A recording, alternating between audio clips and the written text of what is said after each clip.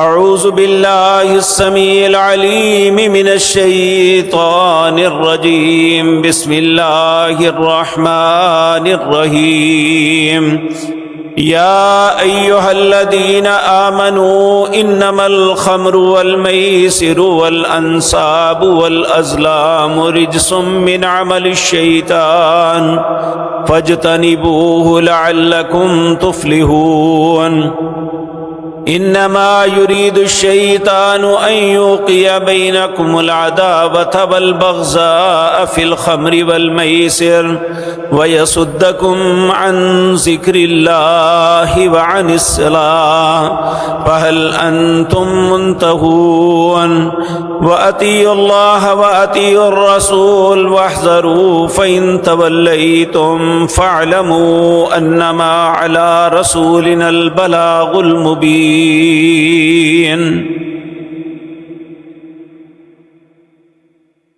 حضرات محترم،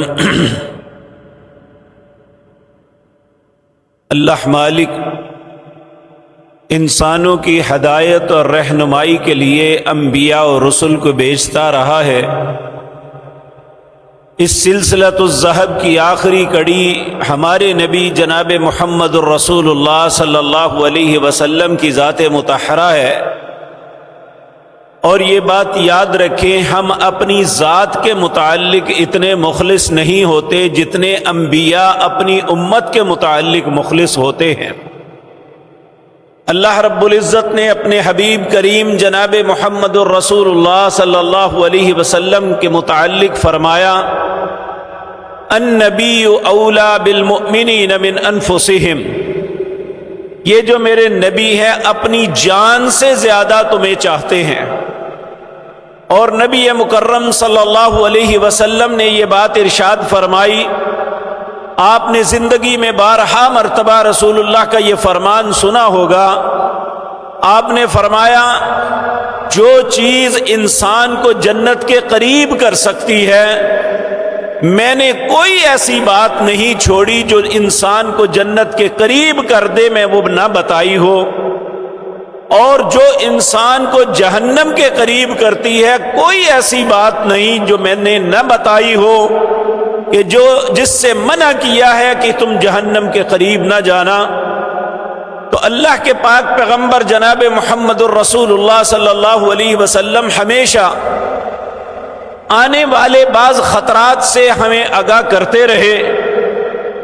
ایک مرتبہ صحابہ کی مجلس ہے، نبی کریم صلی اللہ علیہ وسلم نے فرمایا، تم میں سے جو شخص زندہ رہا بہت سی تبدیلیوں کو دیکھے گا۔ ایک صحابی جنہیں اللہ نے بہت لمبی عمر دی، 100 سال سے زیادہ جیے، اور وہ کہا کرتے تھے کہ رسول اللہ صلی اللہ علیہ وسلم نے جو فرمایا، میں اپنی زندگی میں دیکھ رہا ہوں جیسے جیسے وقت گزرتا ہے لوگوں کے اندر بہت سے معاملات میں تبدیلی آ رہی ہے، اور جیسے ہی وقت گزرتا رہا اللہ رب العزت نے امت اسلام کو رسول اللہ صلی اللہ علیہ وسلم کی امت کو خبردار کیا۔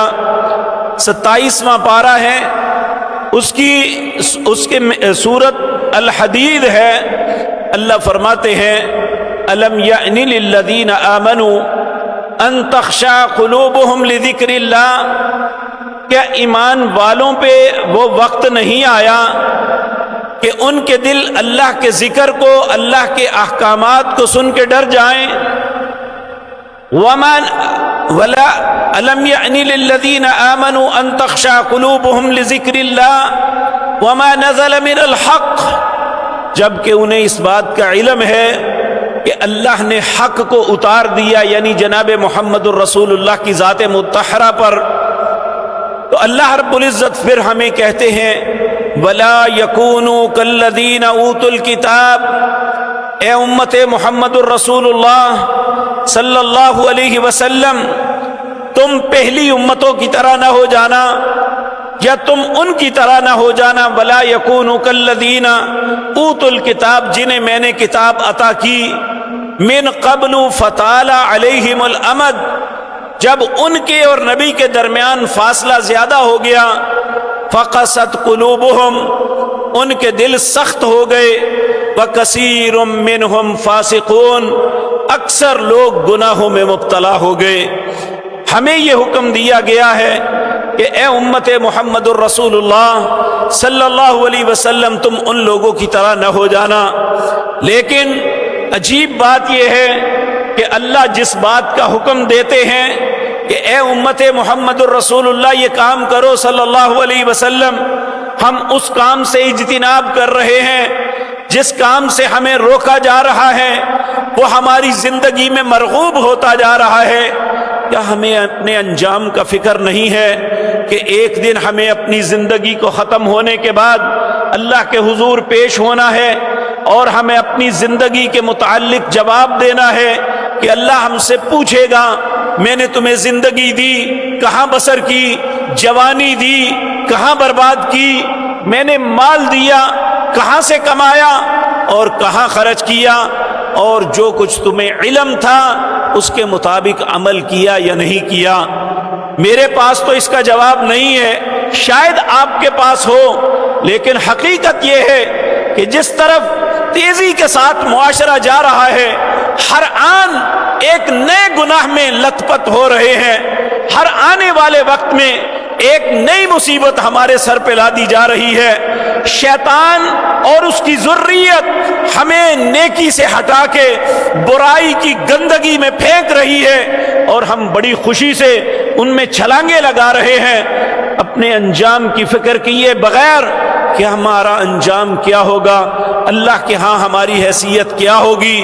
ان میں دو چیزیں ایسی ہیں جو میں آپ کے سامنے آج عرض کرنی ہے، ایک ہے نشہ اور دوسرا ہے جوا، جس میں ہماری نوجوان نسل 90% غرق ہو رہی ہے۔ ماں باپ کو احساس نہیں ہے، جب باہر نکل کے کسی پان سگریٹ کی دکان کے سامنے کھڑے ہو کے دیکھو، وہ معصوم بچے جن کی ابھی داڑھی بھی نہیں پھوٹی، اگر مونچھوں پہ بال بھی نہیں آئے، سگریٹ پی رہے ہیں، اور مختلف بوتلیں جن کے اندر نشہ آور چیزیں پڑی ہوئی ہیں وہ پی رہے ہیں، اور اسی طرح تمباکو کے پان چبا رہے ہیں، ایسی چھالیاں کھا رہے ہیں جو انسان کے لیے کینسر کا اور نشے کا سبب بنتی ہے۔ یہ ساری بربادی ہم خود اپنے ہاتھوں سے خرچ کے کر رہے ہیں، اور نہ والدین کو احساس ہے نہ ان بچوں کو احساس ہے کہ ہم ایک تو اپنی زندگی برباد کر رہے ہیں، دوسرے اللہ کے ہاں ایک مجرم کی حیثیت سے پیش ہوں گے۔ تو آج کی مجلس میں یہی عرض کرنا ہے، کچھ دنوں سے پہلے لوگ ہیں وہ اگر کسی جگہ جوا خانہ ہوتا تو نفرت سے اس گلی سے نہیں گزرتے تھے کہ یہاں لوگ جوا کھیلتے ہیں، فلاں مکان کے اندر یہ خباثت ہوتی ہے، جہاں نشہ کیا جاتا تھا لوگ نفرت سے اس راستے پہ نہیں چلتے تھے۔ لیکن آج کیفیت کیا ہے؟ جوا ہمارے موبائل پہ پڑا ہوا ہے، اور ہمیں ایسی ترغیبات دی جا رہی ہیں کہ ایک شخص وہ اپنے پاس لاکھوں روپے رکھے ہوئے ہیں، میں نے فلاں گیم کھیلی اور یہ چیز جیتی، تم بھی جیتو۔ ہمارے نوجوان بیٹے اور بیٹیاں اس لت میں، اس دلدل کے اندر چھلانگیں لگا رہے ہیں۔ اللہ کے نزدیک ان کی حیثیت کیا ہے؟ آج کی مجلس میں یہی باتیں آپ کے سامنے عرض کرنی ہے کہ اللہ رب العزت ان چیزوں کے متعلق کیا فرماتے ہیں۔ تو میں نے آپ کے سامنے جو آیات پڑھی ہیں یہ سورۃ المائدہ ہے، اس کی آیت نمبر 90 اور 92، 7واں پارہ ہے، اس کا دوسرا رکوع شروع ہوتا ہے۔ اللہ فرماتے ہیں یا ایھا الذین آمنو، اہل ایمان کو مخاطب ہو کے کہتے ہیں انما الخمر، ہر قسم کا نشہ۔ بعض لوگ خمر صرف شراب کو کہتے ہیں، حالانکہ رسول اللہ صلی اللہ علیہ وسلم نے فرمایا کل مسکر خمر وکل خمر حرام، ہر نشہ آور چیز جو ہے خمر ہے، اور ہر خمر جس کے ساتھ نشہ پیدا ہوتا ہے وہ حرام ہے۔ اور اسی طرح رسول اللہ صلی اللہ علیہ وسلم نے یہ بھی فرمایا کہ جس چیز کے زیادہ کرنے سے نشہ ہوتا ہے اس کا کم کرنا بھی حرام ہے۔ بدقسمتی میرے عزیز بھائیو، یہ دیکھیں، ڈاکٹر یہ قوم کے مسیحا ہوتے ہیں، یہ قوم کو بیماریوں سے نجات دینے کے لیے اپنی تعلیم جو ہے یہ بیالوجی کی تعلیم حاصل کرتے ہیں، علم الابدان حاصل کرتے ہیں تاکہ لوگوں کو ان خباثتوں سے بچایا جائے۔ لیکن میرے بھائی ڈاکٹر ہیں اور وہ بتاتے ہیں اس وقت جو لوگ خصوصاً سرجری کرتے ہیں 90% ڈاکٹر جو ہیں اپنے آپ کو نشے کا انجیکشن لگا کے پھر جو ہے سرجری پہ کھڑے ہوتے ہیں، دوسرے کو کا مسیحا بننے کے بجائے اپنی ہلاکت کو خود کر رہے ہیں۔ اللہ رب العزت فرماتے ہیں وَلَا تُلْقُوا بِأَيْدِيكُمْ إِلَى التَّهْلُكَةِ، لوگوں اپنے ہاتھوں کو ہلاکت میں مت ڈالو۔ ہم اپنے پیسے خرید کے یہ ساری ہلاکتیں خرید رہے ہیں۔ اللہ رب العزت فرماتے ہیں پہلا پارہ سورۃ بقرہ، اللہ رب العزت فرماتے ہیں اولئک الذین اشتروا الضلالۃ بالہدی، یہ کیسے لوگ ہیں گمراہی خرید کے لیتے ہیں، ہدایت مفت میں ملتی ہے نہیں قبول کرتے۔ اولئک الذین اشتروا الضلالۃ بالہدی والعذاب بالمغفرہ، میں انہیں معاف کرنا چاہتا ہوں لیکن یہ میری معافی کی طرف نہیں آتے بلکہ عذاب کو قبول کر رہے ہیں۔ اللہ رب العزت ہمیں فہم اور سمجھ عطا فرمائے ہم کن رستوں پہ چل رہے ہیں۔ اللہ رب العزت فرماتے ہیں یا ایھا الذین آمنو، اے لوگو جو ایمان لائے ہو، چار چیزوں کا تذکرہ کیا اللہ نے، انما الخمر، ہر قسم کا نشہ، والمیسر، ہر قسم کا جوا، والانصاب، جو تھانوں پہ جا کے مختلف مزارات پہ جا کے چڑھاوے چڑھاتے، نظریں نیازیں دیتے، بکرے ذبح کرتے، حرام ہے۔ والازلام، اور اسی طرح لاٹریاں، قسمت ازمائی کر کے یہ چیزیں لینی، چاہے وہ بانڈ کی صورت میں ہو، وہ کسی اور صورت میں ہمیں دی جا رہی ہے، ہم اسے لے رہے ہیں۔ اللہ فرماتے ہیں یہ چاروں چیزیں رجسن، پلید ہیں۔ رجس کہتے ہیں جو پلیدی کی انتہا ہوتی ہے۔ بعض لوگ رجس پخانے کو کہتے ہیں۔ کیا کسی شخص کا دل چاہتا ہے کہ وہ پخانے پہ ہاتھ ڈال کے اسے پکڑ لے؟ جس طرح پخانہ پلید بدبودار ہے، کوئی نظیف آدمی اسے پکڑنا، ہاتھ لگانا پسند نہیں کرتا، اسی طرح اللہ نے ان چاروں چیزوں کے متعلق فرمایا انما الخمر والمیسر والانصاب والازلام رجسن، یہ پلید ہیں۔ دوسری من عمل الشیطان، یہ شیطان کا کام ہے۔ ایک ایماندار کا شیوا نہیں ہے کہ وہ سگریٹ پیتا رہے، وہ تمباکو والے پان کھاتا رہے، وہ چھالیاں نوچتا رہے، وہ دوسری نشہ آور چیزاں لیتے رہے، وہ انجیکشن لگاتا رہے جس سے اس کا جسم میں فتور آ جائے، دماغ کام کرنا چھوڑ جائے، اس کی زندگی میں تلخیاں بھر دے۔ میرے عزیز بھائیو یاد رکھیں، بعض لوگ نشہ اس لیے کرتے ہیں کہ وہ زندگی میں سکون حاصل کرنا چاہتے ہیں، لیکن وہ تو خود بربادی ہے۔ اللہ رب العزت نے سکون رکھا ہے اپنے ذکر کے اندر، الا بذکر اللہ تطمئن القلوب۔ اگر زندگی میں اطمینان چاہتے ہو، اگر زندگی میں خوشیاں چاہتے ہو تو اللہ کے ذکر کی طرف آ جاؤ۔ نبی کریم صلی اللہ علیہ وسلم نے ارشاد فرمایا، یہ بات میرے رب نے مجھے کہی کہ اللہ کہتے ہیں یبن آدم، اے آدم کی اولاد، اپنے آپ کو میری عبادت کے لیے فارغ کر لے، میں تیرے دل کو رعنائیوں سے، خوشیوں سے بھر دوں گا۔ اگر تم نے ایسا نہ کیا تو طرح طرح کے اندیشوں میں مبتلا کر دوں گا، طرح طرح کی پریشانیوں میں مبتلا کر دوں گا، اور اگر تو نے ایسا نہ کیا تو میں تمہیں ہر پریشانی میں مبتلا کر دوں گا۔ آج ہمارے پاس پریشانیاں ہی پریشانیاں ہیں، اس کا سبب کیا ہے؟ واللہ آج سے کچھ وقت پہلے جب ہم طلباء نہیں ہوتے تھے، فجر کی نماز پڑھتے تھے، 3-4 صفیں ہوتی تھی۔ کتنے ہی دن ہو گئے طلباء امتحانوں کے بعد چھٹیوں پہ گئے ہیں، فجر کی نماز میں ایک صف بھی نہیں ہوتی۔ مسلمانوں ہمیں کیا ہو گیا؟ ہمیں کبھی احساس نہیں ہوا۔ نبی مکرم صلی اللہ علیہ وسلم نے فرمایا جو فجر کی نماز کے لیے اٹھتا ہے، سورج اگنے سے پہلے پہلے نماز پڑھ لیتا ہے، اللہ اس کے متعلق یہ فرماتے ہیں یہ شخص میرے ذمے میں آ گیا، اب اس کی حفاظت بھی میں کروں گا، اس کے معاملات کی اصلاح بھی میں کروں گا۔ اگر سورج بھی طلوع ہو گیا، وہ شخص نماز نہیں پڑھ سکا، تو اللہ رب العزت فرماتے ہیں جا تجھے تیرے حال پہ چھوڑتا ہوں، تو جانے اور تیرا کام جانے، میں تیری کسی معاملے میں معاونت یا مدد نہیں کروں گا۔ آج ہمارے معاملات کے بگاڑ کا سبب یہ ہے کہ ہم اللہ کی حفاظت میں نہیں ہیں، بجائے اس بات کے کہ ہم خیر کی جو اللہ بلائی اور خیر ہمیں عطا کرنا چاہتے ہیں ہم خوشی کے ساتھ اسے قبول کریں۔ آپ دیکھیں یہاں سڑک پہ اگر کوئی چیز تقسیم کرتا ہے تو وہ چند ٹکوں کی، چند پیسوں کی یا چند روپیوں کی چیز ہوتی ہے، لوگ بھاگتے ہیں، وہ فری میں تقسیم ہو رہی ہے، تو اللہ ہمارے لیے بلائی تقسیم کرتا ہے۔ کوئی انسان ہے اٹھے اور اللہ سے وہ بلائی قبول کر لے، لیکن ہم اللہ کی بلائی کو قبول نہیں کرتے۔ اپنے ذہن کی آسودگی اطمینان کے لیے، اپنی تھکاوٹ کے سدباب کے لیے، اپنے جسم کو ایکٹیو اپنی طرف سے رکھنے کے لیے ہم نشے کی لت میں مبتلا ہو جاتے ہیں اور سمجھتے ہیں اس سے مجھے سکون ملتا ہے۔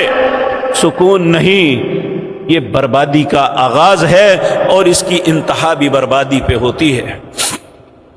بعض لوگ سگریٹ کے متعلق یہ بات پوچھتے ہیں، کہتے ہیں یہ حرام ہے یا حلال؟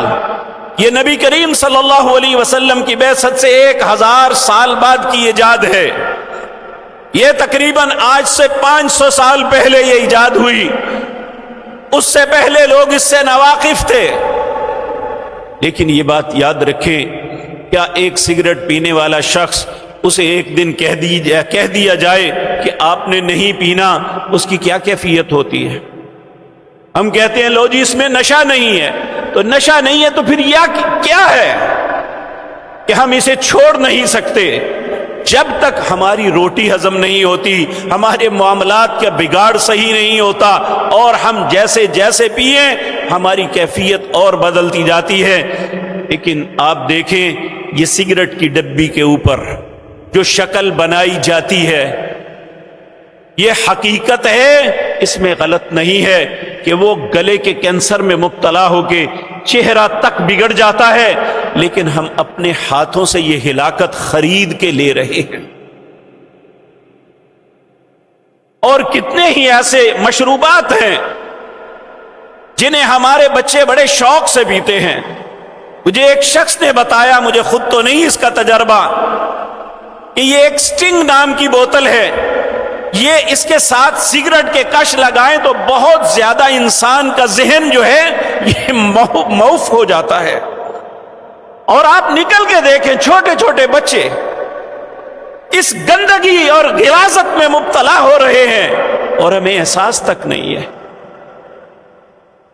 کبھی ہم نے اپنی اولادوں کو دیکھے، یاد رکھے قیامت کا دن ہوگا، اگر ہم نے اپنی اولادوں کو نہ سنبھالا، اس رستے سے نہ ہٹایا، قیامت کے دن اگر آپ اپنے اچھے اعمال کی وجہ سے جنت میں جا رہے ہوں گے تو اولادیں پیچھے سے پکڑ لیں گی کہ جس طرح ہمیں برباد کیا ہے آپ ہمارے ساتھ تم بھی جہنم میں جاؤ، کیونکہ آپ کا حق تھا کہ صرف اولاد مانگ لینا کافی نہیں ہے، اولاد کی تربیت کرنا، اولاد کو برائی کے رستے سے روکنا بھی ہماری ذمہ داری ہے، جس سے ہم بالکل غافل بیٹھے ہوئے ہیں، احساس تک نہیں ہے۔ اور کسی بھی انسان سے پوچھ کے دیکھ لیں کہ بھائی جان آپ سگریٹ پی رہے ہیں، اس کا کیا فائدہ ہے؟ جی فائدہ تو کوئی نہیں۔ تو کیا ہے؟ جی نقصان ہے۔ اگر نقصان ہے تو کیوں کرتے ہیں؟ کیوں ہمارا ذہن موف ہو گیا؟ میرے عزیز بھائیوں، یہ جو میں نے عرض کی ہے یہ جذباتی اور دنیاوی عقلی باتیں ہیں۔ میں کچھ باتیں ایسی ہیں جو رسول اللہ صلی اللہ علیہ وسلم نے ہمیں بتائی، وہ آپ کے سامنے رکھتا ہوں۔ نبی مکرم صلی اللہ علیہ وسلم آپ نے ارشاد فرمایا، آپ دیکھیں، آپ نے فرمایا من شرب الخمر لن تقبل له صلاة 40 صباحا، جس بندے نے نشہ کیا تھوڑا یا زیادہ، اگر وہ نماز بھی پڑھے گا تو 40 دن تک اس کی نماز کو اللہ قبول نہیں کریں گے، کیونکہ جو ہم کھاتے یا پیتے ہیں وہ ہمارے جسم کا حصہ بنتا ہے، اور وہ 40 دن کے بعد ڈیزارو ہو کے ہمارے جسم سے الگ ہوتا ہے۔ یہ آج کی جدید اور میڈیکل سائنس ہمیں بتاتی ہے، جو آج ہم نے کھایا وہ 40 دن ہمارے جسم کا حصہ رہے گا، اس کے بعد وہ ڈیزارو ہو جائے گا، لیکن جب تک وہ جسم کا حصہ ہے۔ پیارے نبی جناب محمد الرسول اللہ نے فرمایا، حضرت عبداللہ بن عمر اس حدیث کے راوی ہیں، فرماتے ہیں من شرب الخمر لن تقبل له صلاة 40 صباحا، جس شخص نے نشہ کیا کسی بھی چیز کا اور اس کے بعد اس نے توبہ نہیں کی، اللہ 40 دن تک اس کی دعا کو قبول نہیں کریں گے۔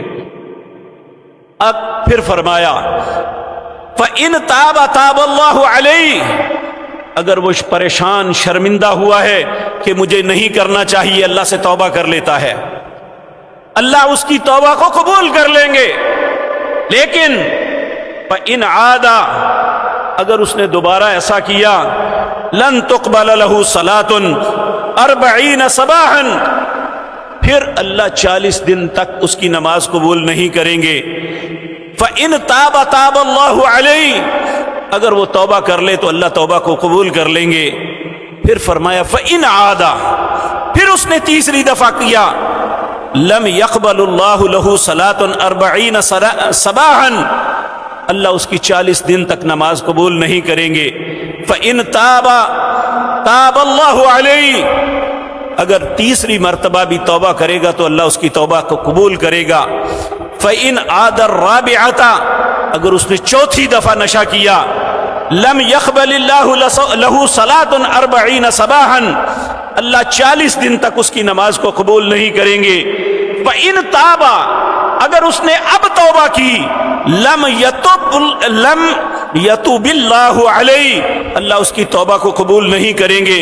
وَسَقَاهُ مِن نَحْرِ الْخَبَالِ، اللہ اسے نہر خبال سے پلائیں گے۔ نہر خبال کیا ہے؟ جہنمی جب جہنم میں چلیں گے ان کے جسم سے خون اور پیپ نکلے گی، اللہ وہ ایک نہر میں جمع کریں گے۔ جو عادی نشہ کرنے والا ہے، وہ چاہے سگریٹ کا نشہ ہے، وہ چاہے پان کا نشہ ہے، ہیروئن کا نشہ ہے، وہ افیون کا چرس کا نشہ ہے، وہ شراب کا نشہ ہے، جو بھی نشہ کرتا ہے 3 مرتبہ تو اللہ اس سے درگزر کرتے ہیں۔ وہ توبہ کرے تو اللہ توبہ کو قبول کر لیتے ہیں۔ اگر وہ وَإِنْ عَادَ، اگر پھر الرابعہ چوتھی دفعہ کرے تو فَإِنْ تَابَ لَمْ يَتُبِ اللَّهُ عَلَيْهِ، اللہ اس کی توبہ کرنے پہ بھی اس کی توبہ قبول نہیں کرے گی۔ وَسَقَاهُ مِن نَحْرِ الْخَبَالِ، اللہ اسے نہر خبال سے پلائیں گے جو جہنمیوں کے خون اور پیپ سے بری ہوگی۔ اللہ کہے گے تم نے یہ خواصت دنیا میں لی، اب تمہاری سزا یہ ہے کہ جہنم میں جلنے کے ساتھ ساتھ تم یہ پیپ اور خون بھی پیو۔ تو میرے عزیز بھائیو، ہم یہ بات جانتے ہیں اللہ کے رسول سچے ہیں۔ اللہ رب العزت نے سورۃ ابراہیم کی آخری آیات میں فرمایا فَلَا تَحْسَبَنَّ اللَّهَ مُخْلِفَ بَعْدِهِ رُسُلَهُ، لوگوں کبھی یہ نہ سمجھنا، گمان بھی نہ کرنا کہ جو اللہ نے اپنے نبی سے وعدے کیے ہیں اس کے خلاف کرے گا۔ فَلَا تَحْسَبَنَّ اللَّهَ مُخْلِفَ بَعْدِهِ رُسُلًا إِنَّ اللَّهَ عَزِيزٌ ذُو انتقام، اللہ انتقام لینے میں بڑا سخت ہے۔ یوم تبدل الارض غیر الارض، تصور کرو جس دن اللہ اس زمین کو بدل کے ایک نئی زمین بچھا دے گا۔ والسماوات وبرزوا للہ الواحد القہار، اور اس دن اللہ کی عدالت لگے گی اور اللہ کے قہر سے کوئی نہیں بچ سکے گا۔ سرابیلہم من قطران، گندک کی قمیض پہنا کے اسے آگ لگا دی جائے گی۔ وَتَغْشَى وُجُوهَهُمُ النَّارُ، اس سے اس کا چہرہ جل کے راکھ ہو جائے گا۔ العیاذ باللہ، اللہ ہم سب کو اپنی پناہ میں رکھے۔ میرے عزیز بھائیو، مجھے اور آپ کو فکر کرنی چاہیے، یہ زندگی تماشوں کا نام نہیں ہے، یہ زندگی اپنی خواہشات پہ عمل کرنے کا نام نہیں ہے، یہ تو امتحان ہے ہمارا۔ ہر قدم پہ اللہ رب العزت ہمیں دیکھتا ہے کہ ہم اپنا قدم حلال پہ رکھتے ہیں یا حرام پہ رکھتے ہیں، اور اگر حلال پہ رکھتے ہیں تو اللہ انعام سے نوازیں گے، اگر حرام کا ارتکاب کریں گے تو اللہ کے غضب اور اس کے عقاب سے نہیں بچ سکیں گے۔ تو نبی مکرم صلی اللہ علیہ وسلم کا ارشاد، آپ نے یہ واضح طور پہ فرمایا، اگر چوتھی دفعہ بھی کسی نے نشہ کر لیا اللہ اس کی توبہ بھی قبول نہیں کریں گے اور طینۃ الخبال پلائیں گے، العیاذ باللہ۔ اللہ ہم سب کو اس سے پہلے توبہ کی توفیق عطا فرما دے۔ حضرت عبداللہ بن عمر ہی اس حدیث کے راوی ہیں، نبی کریم صلی اللہ علیہ وسلم نے فرمایا 3 لوگ کبھی جنت میں داخل نہیں ہوں گے، ثلاثۃ لا يدخلون الجنہ، 3 لوگ ایسے ہیں جو جنت میں کبھی نہیں جائیں گے۔ وہ 3 کون ہیں؟ العاق لوالدیہ، ماں باپ سے قطع تعلقی کرنے والا، ماں باپ کی نافرمانی یا ان کے ساتھ بدتمیزی کرنے والا، اس سے الگ ہو جاتا ہے، ان کے بڑھاپے میں اسے چھوڑ دیتا ہے۔ جب اسے ماں باپ کی ضرورت تھی تو اس نے ساری زندگی ضرورتیں پوری کی، باپ نے اپنی جوانی اس کے لیے تباہ کر کے بڑھاپے میں قدم رکھا، لیکن جب بڑھاپے کے اندر لاٹھی کی ضرورت تھی اور اس بچے نے اپنے ماں باپ کی لاٹھی بننا تھا تو اس نے اپنے ماں باپ کو نظر انداز کر دیا۔ نبی مکرم صلی اللہ علیہ وسلم فرماتے ہیں اس پہ رب اتنا ناراض ہوتا ہے، لا يدخلون الجنہ، اللہ ایسے نافرمان کو کبھی جنت میں داخل نہیں کریں گے، العیاذ باللہ۔ دوسرا، والمدہ من علی الخمر، عادی شرابی، عادی نشہ کرنے والا جو زندگی بھر نشہ کرتا رہتا ہے، اللہ اس کو بھی جنت میں داخل نہیں کریں گے، وہ نشہ تھوڑا ہو یا زیادہ، العیاذ باللہ۔ اللہ ہمیں اپنی پناہ میں رکھے، ہمیں بچنا چاہیے۔ والمنان بما اعطا، ایک شخص کسی کو کچھ عطا کرتا ہے پھر احسان جتلاتا رہتا ہے، ہر وقت اس کے سر پہ چڑھا رہا ہے، میں نے تمہیں یہ دیا، میں نے تیرے ساتھ یہ کیا، میں نے ایسا کیا، اور آج ہر دینے والا الا ماشاء اللہ یہی کچھ کر رہا ہے۔ ہم نے اپنا پیسہ بھی خرچ کیا، ہر مجلس میں جا کے بتایا بھی میں نے فلاں کی مدد کی، میں نے فلاں کے ساتھ ایسا کیا۔ المنان، یہ احسان جتلانے والا۔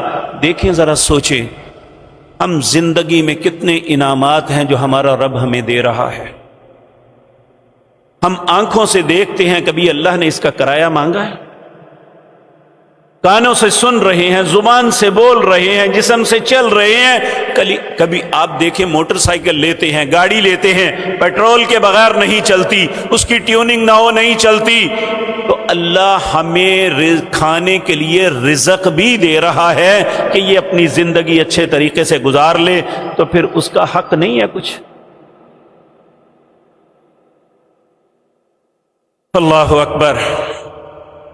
حضرت طارق بن سوید جعفی کہتے ہیں نبی کریم صلی اللہ علیہ وسلم آپ سے سوال کیا گیا کہ انما اصنعها للدواء، اگر ہم اسے بطور دوا بنا لیں، یعنی کسی بیماری کے لیے اسے دے دیں، فقال، نبی کریم صلی اللہ علیہ وسلم نے ارشاد فرمایا انہ لیس بدواء ولکنہ داء، اللہ کی قسم یہ دوا نہیں ہے، یہ بیماری ہے، اس سے کسی مرض کو شفا نہیں ملے گی، بلکہ یہ انسان کو نشے کا عادی بنا دے گی۔ آپ دیکھیں بعض تکلیفوں بیماریوں کے اندر ڈاکٹرز جو ہیں یہ کوئی ایسی گولی جو نشہ آور ہوتی ہے لکھ دیتے ہیں، وہ پوری زندگی انسان کی ضرورت بن جاتی ہے، اس کے بغیر وہ چل پھر نہیں سکتا، کچھ بھی نہیں کر سکتا۔ واللہ باللہ سمت اللہ، یہ جتنی گولیاں، جتنے انجیکشن، جتنے آپریشن ہیں، اگر میرا مالک چاہے تو ان سے ہمیں بے نیاز کر سکتا ہے۔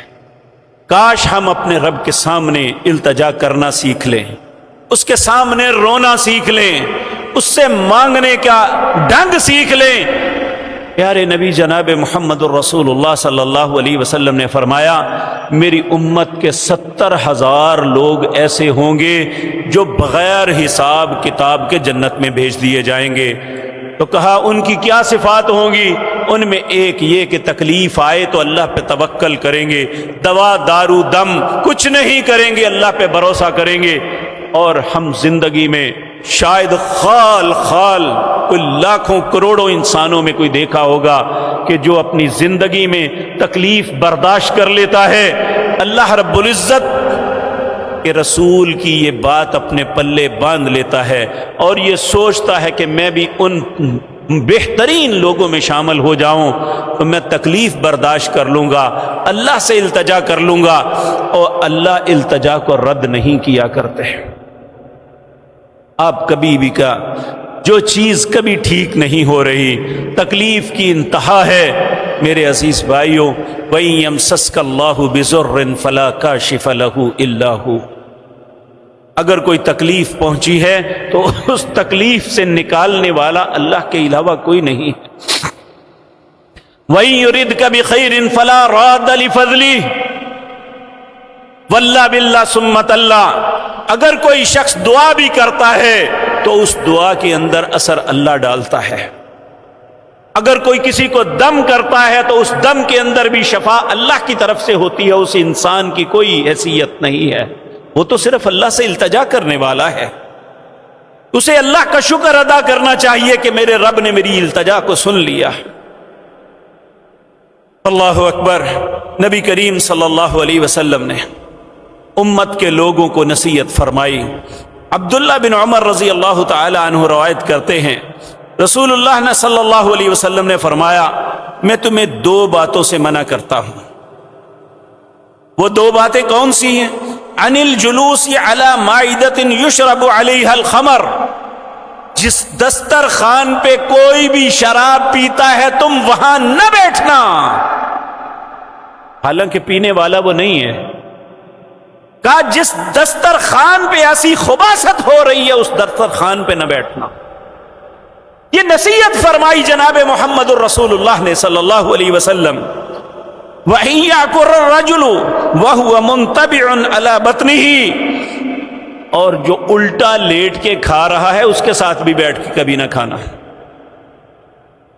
یعنی 2 چیزیں اللہ کے پاک پیغمبر جناب محمد الرسول اللہ نے منع فرمائی۔ میرے بھائیوں، آج ہم اپنے باپ کا احترام اگر کریں تو باپ کوئی نصیحت کرے کہتے میرے ابا جی نے کہا تھا میں نہیں کروں گا، یہ میرے والد محترم کی نصیحت ہے۔ یا استاد کا احترام دل میں ہو تو کہتے ہیں میرے استاد نے کہا۔ ساری دنیا کے باپ، ساری دنیا کے استاد رسول اللہ کے قدموں پہ قربان، آپ اتنی بڑی شخصیت ہیں تو آپ کی نصیحت پہ ہمیں عمل نہیں کرنا چاہیے؟ جس نبی کا کلمہ پڑھتے ہیں، جس نبی سے محبت کا دعویٰ کرتے ہیں، جن کے متعلق اپنے دل میں یہ تصور رکھتے ہیں کہ قیامت کے دن اللہ کے حضور ہماری شفاعت فرمائیں گے، اگر ہم نے ان کی بات ہی نہ مانی تو شفاعت کیسی ہوگی؟ پھر شفاعت تو تب ہوگی ہم اس نبی کے امتی بن کے دکھائیں گے، جو رسول اللہ نے فرمایا اس کے مطابق چلیں گے۔ تو اللہ رب العزت ہم پہ رحم فرمائے۔ میرے بھائیوں، بعض اوقات انسان بعض چیزوں کے متعلق سمجھتا ہے اس میں حرج کوئی نہیں۔ حضرت انس بن مالک رضی اللہ تعالی عنہ فرماتے ہیں نبی کریم صلی اللہ علیہ وسلم نے فرمایا شراب کی وجہ سے 10 آدمیوں پہ اللہ کی لعنت ہوتی ہے۔ لعنت کا مطلب پتہ کیا ہے؟ اللہ اس بندے کو اپنی رحمت سے دور کر دیتا ہے، یعنی اس پہ اللہ کی رحمت نہیں ہوتی۔ نعوذ باللہ من ذالک۔ اللہ ہم سب کو اپنی پناہ میں رکھے۔ وہ 10 کون ہیں؟ سیدنا انس بن مالک رضی اللہ تعالی عنہ فرماتے ہیں ایک وہ شخص جو شراب بناتا ہے یا کوئی بھی نشہ آور چیز بناتا ہے۔ ہمارے بعض لوگ نمازیں بھی پڑھتے ہیں، تبلیغ بھی کرتے ہیں، لیکن وہ کہتے ہیں یہ ہمارا کاروبار ہے، وہ اللہ کے ساتھ ہمارا معاملہ ہے۔ واللہ باللہ سمت اللہ، جو شخص لوگوں کی ہلاکت کا سامان بناتا ہے وہ اسی طرح ملعون ہے جس طرح پینے کھانے والا ملعون ہے۔ اللہ کی نظروں میں پیارے نبی نے فرمایا شراب نچوڑنے والا، اور ایک وہ جو بنواتا ہے، بیچنے کے لیے بنواتا ہے، حالانکہ وہ پیتا نہیں ہے، ایک وہ مزدور جو بنا رہا ہے اس پہ بھی لعنت ہے، ایک وہ بندہ جو بنا رہا ہے، بنوا رہا ہے تاکہ میں اسے بیچوں، اس پہ بھی لعنت ہے، اس کے پینے والے پہ لعنت ہے، اور جو شخص سرو کر کے اسے دیتا ہے اس پہ بھی لعنت ہے۔ اسی طرح جو شخص کسی دوست کے لیے منگوا لیتا ہے، جو اسے سگریٹ لا دو، اسے تمباکو والا پان لا دو، اس کے لیے شراب، افیون یا چرس لا دو، اس پہ بھی اللہ کی لعنت ہے۔ ہم کہاں بیٹھے ہوئے ہیں؟ ہم نے اسلام کا کرتا اتار دیا ہے، ہمیں احساس نہیں ہے۔ نبی کریم صلی اللہ علیہ وسلم نے فرمایا جب کوئی بھی انسان، ایک مسلمان، ایک مومن جب شراب پیتا ہے، ایمان اس کا اس طرح نکل جاتا ہے جس طرح اپنا کرتا اتار کے رکھتے ہو نا، اس طرح اس کا ایمان اس سے الگ ہو جاتا ہے۔ ہم کن رستوں پہ پڑے ہوئے ہیں؟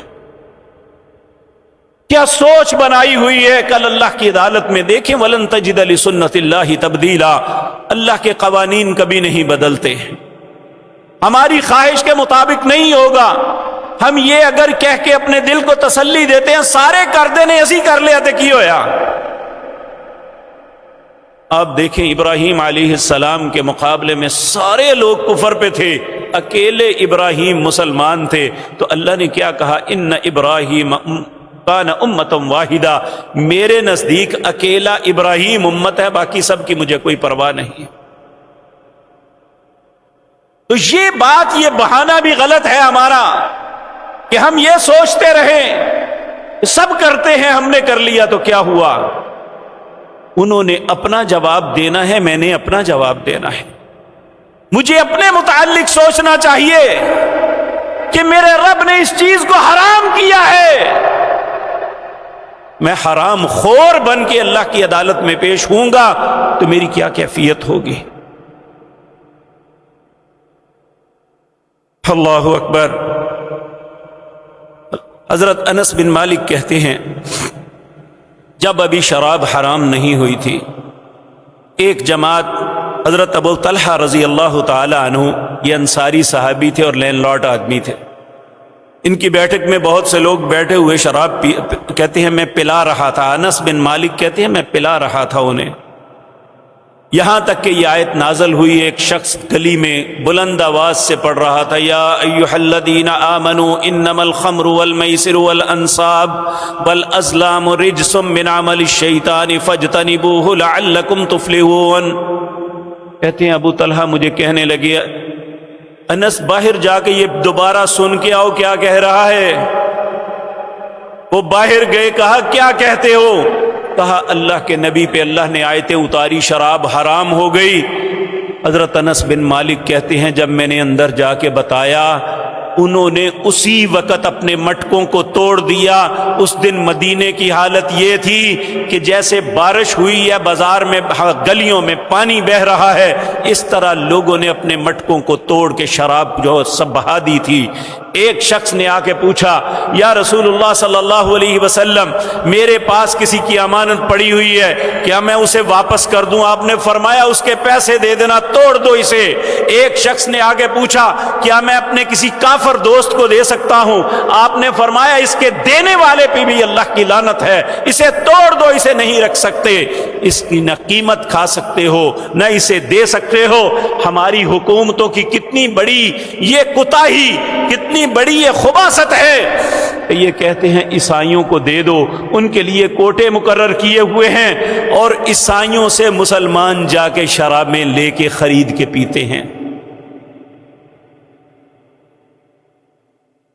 جن بستیوں میں کبھی جا کے نہیں دیکھا تھا، وہاں مسلمان کتاریں بنا کے نوجوان کھڑے ہیں اور اپنی خوشی کے موقع پر اپنے معاملات میں یہ سارا کچھ کرتے ہیں۔ اللہ اکبر۔ نبی کریم صلی اللہ علیہ وسلم نے اللہ رب العزت کا یہ حکم سنایا، یا ایھا الذین آمنوا انما الخمر، ہر قسم کا نشہ رجس پلید ہے، من عمل الشیطان، یہ شیطان کا عمل ہے، فاجتنبوا، اس سے اجتناب کرو، لعلکم تفلحون، تاکہ تم فلاح پا جاؤ۔ انما یرید الشیطان، شیطان کا ارادہ کیا ہے، ایوں کیا بینکم العداوۃ والبغضاء، کہ تمہارے اندر بغض، عداوت، دشمنیاں ڈال دے، فی الخمر والمیسر، شراب اور جوئے کے ساتھ، ویصدکم عن ذکر اللہ، تمہیں اللہ کے رستے سے روک دے، وعن الصلاۃ، اور نماز سے روک دے۔ میرے عزیز بھائیوں، آپ ان نوجوانوں کو، ان بزرگوں کو دیکھ لیں، خدا نخواستہ جو اس لت میں مبتلا ہے، اللہ ان پہ بھی رحم کرے، اللہ ہمیں بھی ان خباثتوں سے بچا کے رکھے۔ ہم ان کے لیے دعا گو ہیں کہ وہ مرنے سے پہلے توبہ، سچی توبہ کر لیں، وگرنہ اللہ کی بارگاہ میں جو اللہ کے ہاں سزا اور عذاب ہے، ہم اسے برداشت نہیں کر سکتے۔ اللہ رب العزت خود فرماتے ہیں، مجھے بتاؤ فما اصبرہم علی النار، آگ میں صبر کیسے کرو گے؟ میرے عزیز بھائیوں، نبی کریم صلی اللہ علیہ وسلم نے یہ ارشاد فرمایا، کیونکہ آج ہمیں میڈیکل سائنس بتاتی ہے اگر انسان جل جائے، اس کی سکن خراب ہو جائے یا اسے مارا جائے، اتنا مارا جائے، ایک وقت ایسا آتا ہے کہ اس پہ اثر ختم ہو جاتا ہے، مارنے پہ بھی اسے تکلیف نہیں ہوتی، کیونکہ وہ اتنی تکلیف برداشت کر چکا۔ اللہ رب العزت عذاب کو بار بار اسی طرح دینے کے لیے ایک ساعت میں، ایک ساتھ ایک منٹ، یا ایک ساتھ ایک گھنٹہ، یہی دو لفظ آتے ہیں عربی زبان میں، ایک ساتھ میں 70 مرتبہ اس کی جلد کو تبدیل کریں گے تاکہ یہ عذاب کا مزہ چکھ سکے۔ میرے بھائیوں، اگر ایک گھنٹے میں بھی 70 دفعہ ہو تو ایک گھنٹے میں 60 منٹ ہوتے ہیں۔ 70 مرتبہ اس کی جلد کو تبدیل کر کے اسے جلایا جائے گا، العیاذ باللہ، وہ کتنی اذیت اور تکلیف میں ہوگا۔ اس لیے ہمیں خوف کھانا چاہیے کسی بھی ایسے کام کے متعلق۔ اور دوسرا ہے جوا۔ یاد رکھیں، اس کا آغاز چھوٹی چھوٹی گیموں، کھیلوں سے ہوتا ہے۔ یہ آج کل اس کی صورتیں آپ دیکھیں، اس زمانے میں 2 گیمیں ہوتی تھیں، ایک چوسر، ایک نرد۔ چوسر 4 بندے بیٹھ کے کھیلتے تھے، آج بھی 4 بندے بیٹھ کے زمین پہ لکیریں کھینچ کے کوڈیوں کے ساتھ کھیلتے ہیں، اسے چوسر کہتے ہیں، یا لڈو سمجھ لیں آج جو جدید صورت ہے، یا تاش سمجھ لیں۔ نرد یہ ایک اور قسم کی گیم تھی۔ نبی کریم صلی اللہ علیہ وسلم نے فرمایا، جس نے چوسر کھیلی اور اٹھ کے نماز پڑھنے گیا، وضو کر کے اس نے نماز پڑھی، اللہ کی نظر میں اس طرح ہے جس طرح خنزیر کے خون سے اس نے وضو کیا اور پھر نماز پڑھی۔ اور آج آپ دیکھ لیں، یقین جانیے کتنے ہی لوگ پہلے ان گیموں کی ذریعے جو موبائل پہ وہ خود انسٹال کرتے ہیں، اور چند دنوں سے ہر موبائل پہ یہ اپلیکیشنز آ رہی ہیں، فلاں گیم آپ انسٹال کریں اور اس سے فوری طور پہ آپ کو اتنے پیسے ملیں گے۔ پہلے وہ پیسے دیتے ہیں، پھر وہ اس پہ لت پڑتی ہے، پھر اس کے بعد کبھی وہ ہارتا ہے، کبھی جیتتا ہے، کبھی ہارتا ہے، کبھی جیتتا ہے، یہ سلسلہ چلتا ہے یہاں تک کہ وہ انسان بھی اپنی زندگی سے غافل ہو جاتا ہے۔ اور یہ بات یاد رکھیں، جواری آدمی کبھی نمازی نہیں ہوگا، نشہ کرنے والا کبھی نمازی نہیں ہوگا، وہ اللہ کے ذکر سے غافل ہو جائے گا، اللہ اس کے دل پہ پردہ ڈال دے گا۔ ختم اللہ علی قلوبہم وعلی سمعہم وعلی ابصارہم غشاوۃ ولہم عذاب عظیم۔ اس لیے اے امت اسلام، اے امت محمد الرسول اللہ صلی اللہ علیہ وسلم آج اللہ بڑے پیار سے کہتے ہیں یا ایھا الذین آمنو، اے لوگو جو ایمان لائے ہو، انما الخمر، بے شک ہر قسم کا نشہ، والمیسر، ہر قسم کا جوا، والانصاب، غیر اللہ کے نام پہ کوئی بھی چیز دینی، لینی، کھانی، اور اسی طرح والازلام، یہ لاٹریاں نکالنیاں، لاٹریوں میں اپنے انعامات وصول کرنے، یہ سب کی سب رجسن، پلید ہے، من عمل الشیطان، یہ شیطان کا عمل ہے، فاجتنبوا، اے امت اسلام اللہ کا حکم ہے اس سے بچ جاؤ، لعلکم تفلحون، تمہاری کامیابی اس میں ہے کہ جب ان باتوں میں اپنے آپ کو نہ الجھاؤ، اپنے آپ کو ان چیزوں سے بچا لو، اللہ ہماری حفاظت فرمائے۔ پھر فرمایا انما یرید الشیطان، شیطان کا ارادہ یہ ہے ان یوقع بینکم العداوۃ والبغضاء، کہ تمہارے درمیان عداوت اور بغض ڈال دے، فی الخمر والمیسر۔ ہم اپنی نفسیات سے اتنے واقف نہیں ہیں جتنا اللہ ہماری نفسیات کو سمجھتا ہے، اور یہ بات یاد رکھیں، جو بنانے والا ہوتا ہے اسے اپنی صنعت کا زیادہ پتہ ہوتا ہے کہ یہ کس طرح خراب ہوگی اور کس طرح ٹھیک ہوگی۔ تو ہم سب یہ بات جانتے ہیں کہ ہمیں بنایا کس نے؟ اللہ نے۔ اللہ خالق کل شیء، اللہ وہ ذات پاک ہے جس نے نہ صرف ہمیں بنایا ہی نہیں بلکہ خوبصورت صورتیں عطا کی۔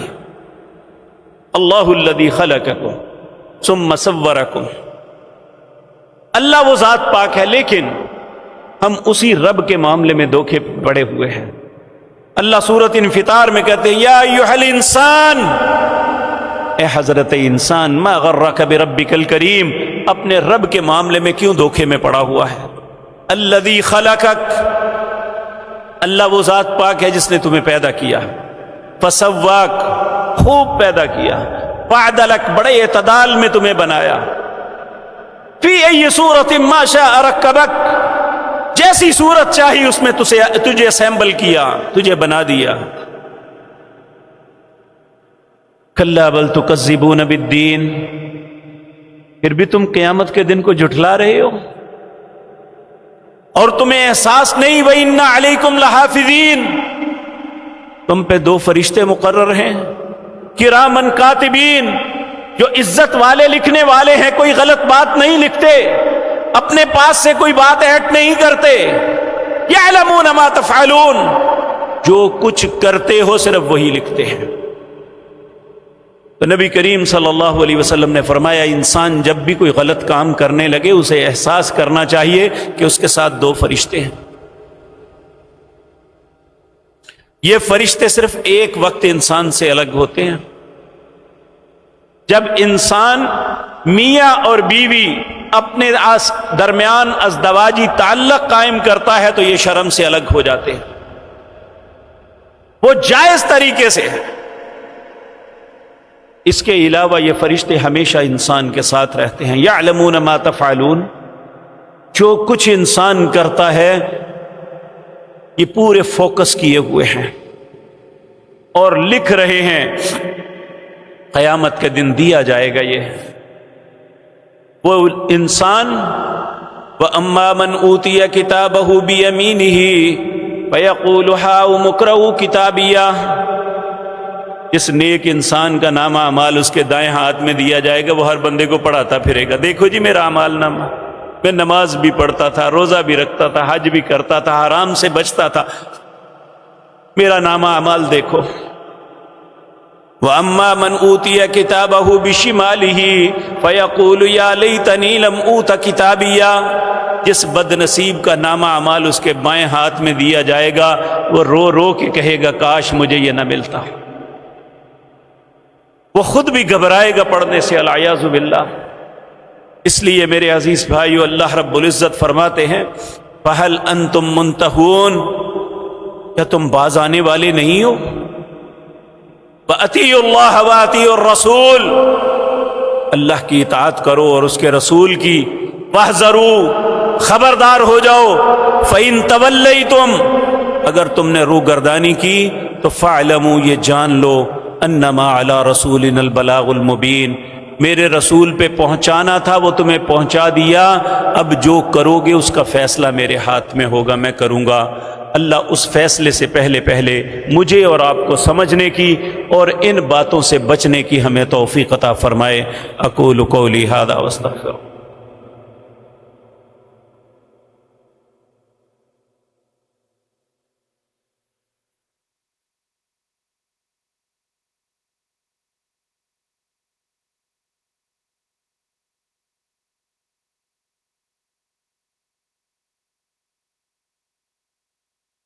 ان الحمد للہ نحمده ونستعینه ونستغفره ونعوذ باللہ من شرور انفسنا ومن سیئات اعمالنا، من يهده الله فلا مضل له ومن يضلل فلا هادي له، واشهد ان لا اله الا الله وحده لا شريك له، واشهد ان محمدا عبده ورسوله، اما بعد فاعوذ بالله السميع العليم من الشيطان الرجيم، بسم الله الرحمن الرحيم، ان اللہ وملائکتہ یصلون علی النبی یا ایہا الذین آمنوا صلوا علیہ وسلموا تسلیما، اللہم صل علی محمد وعلی آل محمد کما صلیت علی ابراہیم وعلی آل ابراہیم انک حمید مجید، اللہم بارک علی محمد وعلی آل محمد کما بارکت علی ابراہیم وعلی آل ابراہیم انک حمید مجید۔ یہ ہمارے سائیکل سٹینڈ پہ جو ساتھی بیٹھتے ہیں، رانا طاہر صاحب، ان کے بڑے بھائی فوت ہو گئے ہیں، انہوں نے آپ سے التماس کی ہے ان کے لیے دعا کریں، اللہ ان کی مغفرت فرمائے۔ یہ ایک نمازی ہیں جامعہ مسجد مکرم کے، ان کے بڑے بھائی محمد یعقوب کو فالج کا اٹیک ہوا ہے، اللہ سے دعا کریں اللہ انہیں صحت کاملہ عاجلہ عطا فرمائے۔ اور بھی بہت سے لوگوں نے اپنے بیماروں کے لیے دعا کی درخواست کی ہے۔ ایک ہمارے مستقل نمازی ہیں، ہارٹ کی پرابلم میں مبتلا ہیں، ڈاکٹروں نے انہیں بائی پاس کہا ہے، اللہ ان پہ رحم فرمائے، انہیں صحت کاملہ عاجلہ عطا فرمائے۔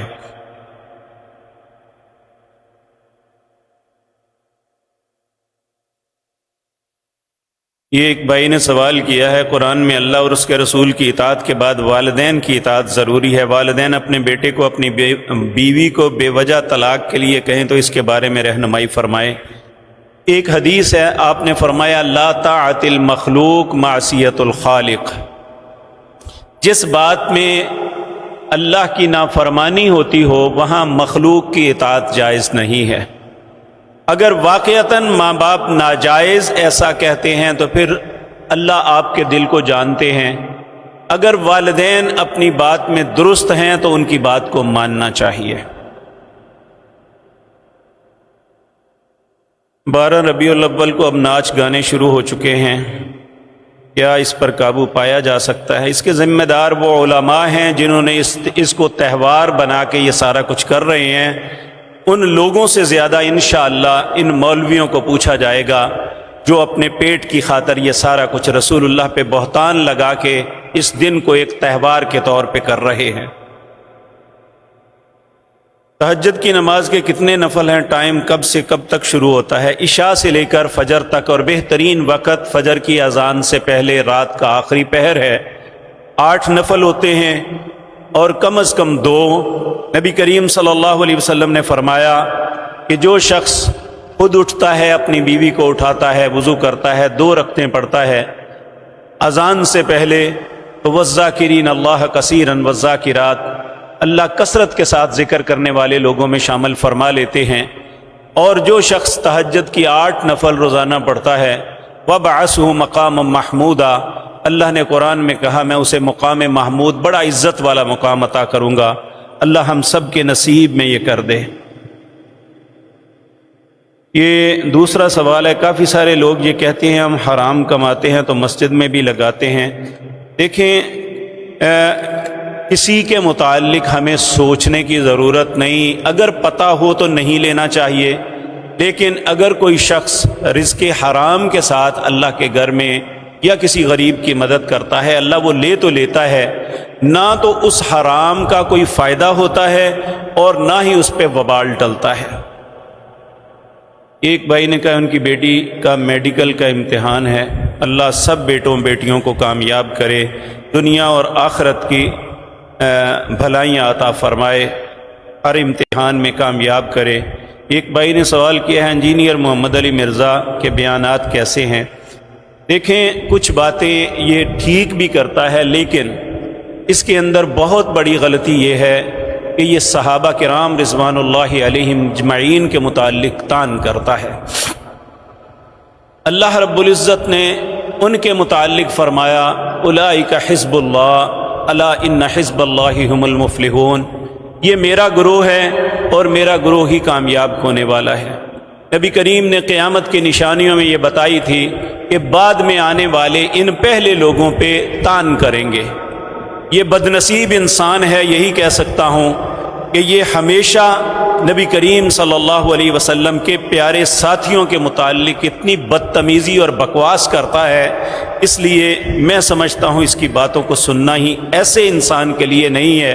اور پھر یہ بھی آپ کو عرض کر دوں، بہت سی احادیث جن کا ترجمہ غلط کرتا ہے، اور آج تک آپ نے کبھی نہیں سنا ہوگا کہ اس نے کسی حدیث کا متن پڑھا ہو۔ یہ ہمیشہ اس کا مفہوم لوگوں کے سامنے بیان کرتا ہے اور اپنی مرضی کا معنی کرتا ہے۔ اللہ اسے ہدایت عطا فرمائے۔ ایک بھائی نے کہا میرے والد اپنی آدھی جائیداد اپنے بیٹے کے نام کر دی ہے اور ہم بیٹیوں کو کچھ نہیں دے رہے۔ نبی صلی اللہ علیہ وسلم نے فرمایا ایک بندہ 70 سال تک بغیر گناہ کے عبادت کرتا رہے، اولاد کے حق میں غلط وصیت کرتا ہے، کچھ کو دیتا ہے کچھ کو نہیں، یا اپنی مرضی سے تقسیم کرتا ہے، وہ جہنم کے 70 سال گہرائی میں گرا دیا جائے گا۔ اس لیے کسی والدین کو یہ حق نہیں ہے کہ جو اللہ نے حصے مقرر کیے ہیں ان میں اپنی مرضی استعمال کرے۔ ایک بھائی نے کہا ہے یہ جو گیم پیسے کمانے والی ہے اس کے بارے میں بتائیں۔ میں نے عرض کیا ہے میرے پیارے بھائی کہ یہ جوا ہے، اس کی کمائی حرام ہے، جس طرح خنزیر حرام ہے، کتا کھانا حرام ہے، اسی طرح جوئے کی کمائی کھانا بھی حرام ہے۔ اللہ ہم سب کو رزق حلال نصیب فرمائے، رزق حرام سے ہم سب کو بچائے۔ اللہم انصرنا ولا تنصر علینا واعزنا ولا تذلنا وزدنا ولا تنقصنا وارحمنا انت مولانا فانصرنا علی القوم الکافرین۔ اللہم اعز الاسلام والمسلمین واذل الشرک والمشرکین۔ اللہم دمر اعداء الدین، اذہب الباس رب الناس واشف انت شافی لا شفاء الا شفاؤک شفاء لا یغادر سقما۔ اللہم اشفنا بشفائک وداونا بدوائک واغننا بفضلک عمن سواک۔ اللہم اغفر لجميع المسلمين والمسلمات والمؤمنين والمؤمنات الاحیاء منهم والاموات۔ اے اللہ ہم سب پہ رحم فرما دے، اے اللہ ہماری حاجتوں کو پورا فرما دے، اے اللہ ہماری پریشانیوں کو دور کر دے۔ اے اللہ بہت سے ماں باپ اپنی بیٹیوں کی وجہ سے پریشان ہیں، اللہ ان کی بیٹیوں پہ ان کی مدد فرما، اے اللہ ان کی اولادوں پہ ان کی مدد فرما۔